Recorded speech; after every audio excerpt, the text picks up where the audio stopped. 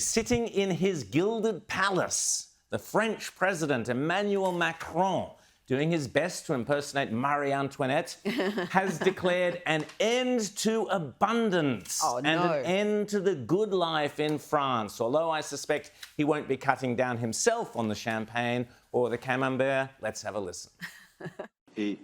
What we are living through is a time of great upheaval.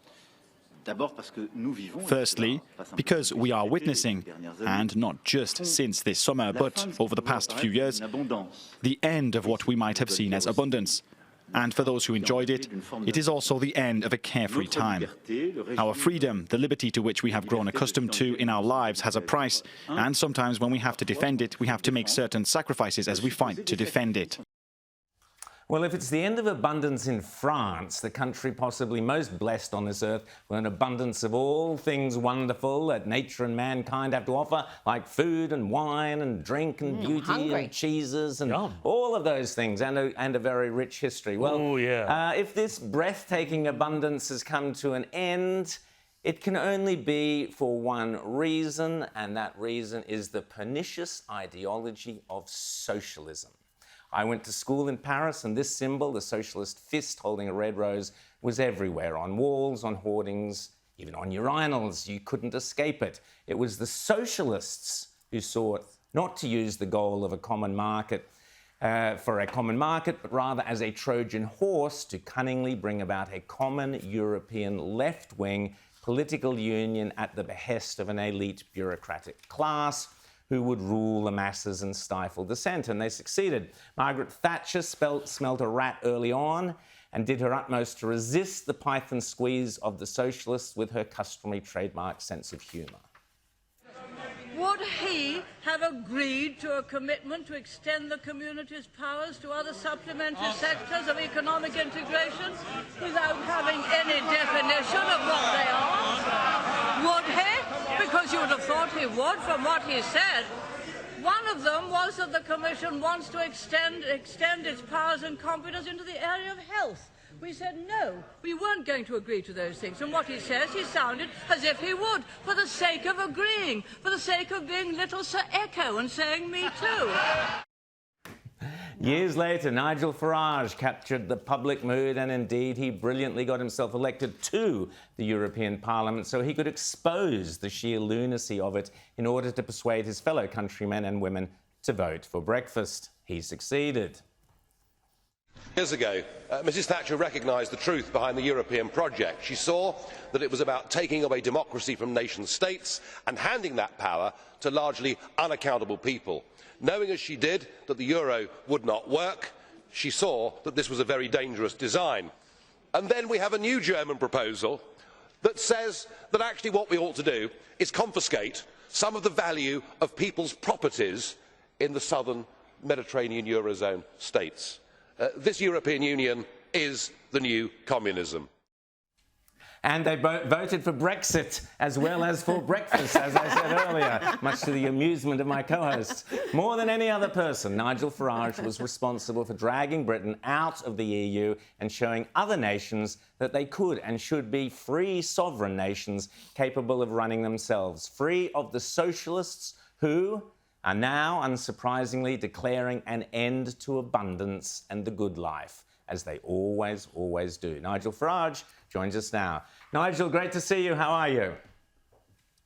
Good morning, everybody. Very, very well indeed, and great to be back on Outsiders. Fantastic. Great to have you here. So, listen, we now learn from your friends across the channel that the era of abundance and the era of a good life is over. Does this surprise you, Nigel? No, he's probably right, because if you go green, if you pursue net zero, you finish up not being able to heat your home in the winter. You finish up not being able to turn on an aircon unit if you've got one in the summer. You finish up not being able to buy new clothes or enough food or good food to feed yourself properly. And what we're seeing are two things going on here. Number one, an absolute dramatic failure of policy. The drive for net zero has seen France, and I regret to say the UK, see manufacturing jobs move to India, to China. We import vast amounts of oil, of gas, of coal, much of it from Russia. And now the truth is, Mr Putin has got the whole of Europe by the short and curlies, and everybody is facing a very, very bleak winter. Rita. And we've seen just Friday electricity prices surge in France and Germany by 25%. It is going to be a terrible winter in Europe for so many people. And in the UK, we're hearing about up to half the population struggling to pay their energy bills. Yes, you're absolutely right. But also the prospect, literally, of the lights going out. Now, we haven't lost power in this country for 50 years. The last time it happened, it brought down a Conservative government. But what Boris Johnson did, who, by the way, was never, ever a Conservative, he just masqueraded. That's right. A Metro Liberal, if ever I saw one. But Boris's great thing was, we're going to make Britain the Saudi Arabia of wind. And what we've been doing... Oh, yes. I mean, completely bonkers stuff.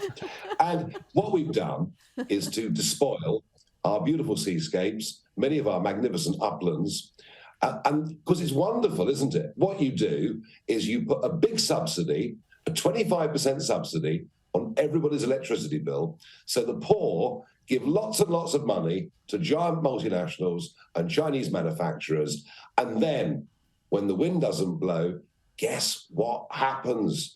You need those terrible fossil fuels that everyone thinks should end. And we genuinely now are not producing our own gas, despite having vast reserves. The Conservative government got rid of our East Coast storage facility, believing that in this lovely globalist world, just-in-time supply chains would sort everything out. So it isn't just France that's in a mess. We're in a mess with this too. We need a radical rethink. Whether you produce your own gas, oil, coal, or import it, even if you are terrified about carbon dioxide, the net effect on the world is zero. And the big boast here from the Tories, who, by the way, are completely eco-green. I mean, to the extent that Boris also proposed taking out of use 30% of our farmland and turning it over to some bizarre concept of rewilding. If you do all of those things, you follow those policies, at some point, reality strikes. James. Nigel, I want to go across to the other side of the Atlantic and to talk about Donald Trump. In fact, I think the last time we ran into each other, it was at a Trump rally in Pennsylvania in 2020. We've now had the affidavit come down over this search at Mar-a-Lago, and after all of the talk about it being, he had nuclear secrets and the codes and everything else in his Mar-a-Lago compound, it turns out to be just a fight about whether or not a president can keep classified documents, as plenty of other presidents have done in the past. What is going on here in your head? Do you think that the FBI and the Biden administration have completely overreached on this, and are they setting a really dangerous precedent now where, the elites can start fighting the elites using the FBI as their weapon in law enforcement, as their cudgel against one another? Yes, I mean, America's never seen anything like this. I mean, the idea that the judiciary, the FBI, could be turned into political weapons against opponents of the current administration is a rather terrifying one. But I can tell you why this is all happening. I was in Dallas 3 weeks ago for CPAC Dallas, and do you know what? Trump is on the most astonishing form. I've seen him, I've followed him for many, many years around America. I've shared platforms with him around America, and he is coming back with a law and order ticket, reminiscent of Rudy Giuliani when he cleaned up New York all those years ago. Wow. He's confident in himself. He's got overwhelming support amongst the Republican Party. Nearly every one of his nominations are winning their primary races. And they're terrified, they're scared. They know that with Trump at the head, the midterms are gone for the Democrats. The 2024 election is gone. I promise you this, if Donald Trump said tomorrow, I'm not going to run for president, all of this would stop.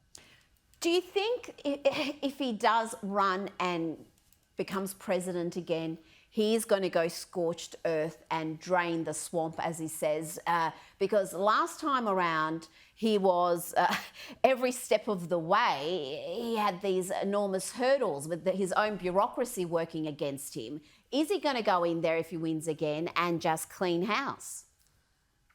You know, he did some great things, I think, on the international stage, America's foreign policy, not launching yet more endless wars, what he did with supply-side reforms in America, making people rich, getting people into work. That was all great.